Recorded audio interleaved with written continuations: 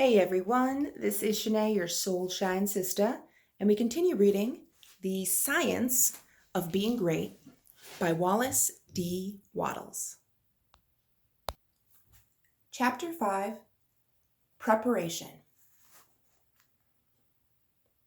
Draw nigh to God, and He will draw nigh to you. If you become like God, you can read His thoughts. And if you do not, you will find the inspirational perception of truth impossible. You can never become a great man or woman until you have overcome anxiety, worry, and fear. It is impossible for an anxious person, a worried one, or a fearful one to perceive truth. All things are distorted and thrown out of their proper relations by such mental states, and those who are in them cannot read the thoughts of God. If you are poor, or if you are anxious about business or financial matters, you are recommended to study carefully the first volume of this series, The Science of Getting Rich. That will present to you a solution for your problems of this nature, no matter how large or how complicated they may seem to be. There is not the least cause for worry about financial affairs.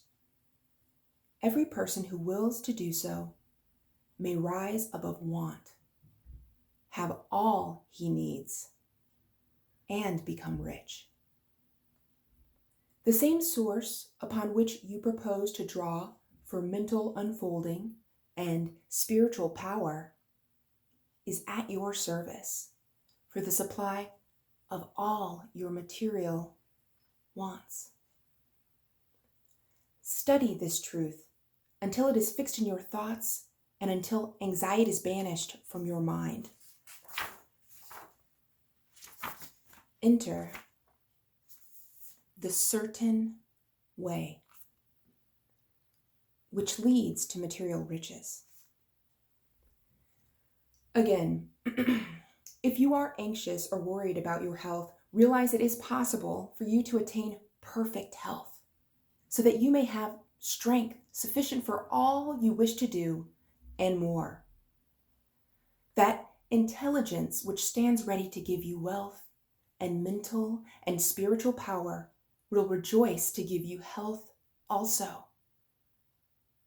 Perfect health is yours for the asking, if you will only obey the simple laws of life and live aright.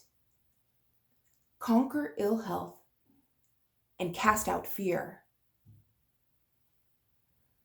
But it is not enough to rise above financial and physical anxiety and worry. You must rise above moral evil-doing as well.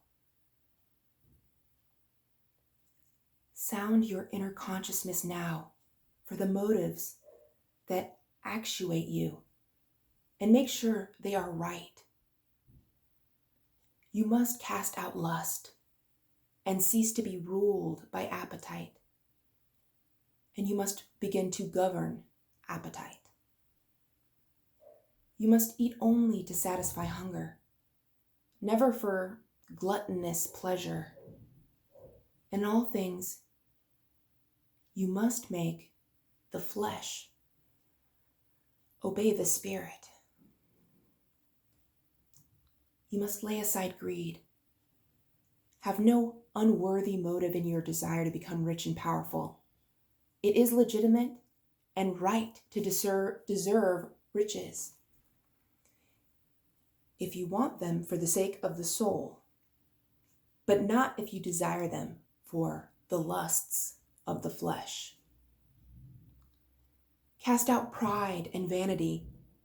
Have no thought of trying to rule over others or of outdoing them. This is a vital point. There is no temptation so insidious as the selfish desire to rule over others. Nothing so appeals to the average man or woman as to sit in the uppermost places at feasts, to be respectfully saluted in the marketplace, and to be called Rabbi, Master. To exercise some sort of control over others is the secret motive of every selfish person. The struggle for power over others is the battle of the competitive world, and you must rise above that world and its motives and aspirations and seek only your life.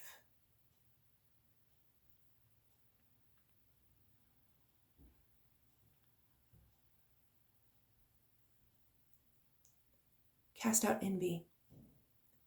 You can have all that you want, and you need not envy any man what he has. Above all things, see to it that you do not hold malice or enmity toward any one. To do so cuts you off from the mind whose treasures you seek to make your own. He that loves not his brother loves not God. Lay aside all narrow personal ambition and determine to seek the highest good and to be swayed by no unworthy selfishness. Go over all the foregoing and set those moral temptations out of your heart, one by one. Determine to keep them out. Then resolve that you will not only abandon all evil thought, but that you will forsake all deeds, habits, and courses of action which do not commend themselves to your noblest ideals. This is supremely important. Make this resolution with all the power of your soul, and you are ready for the next step toward greatness, which is explained in the following chapter.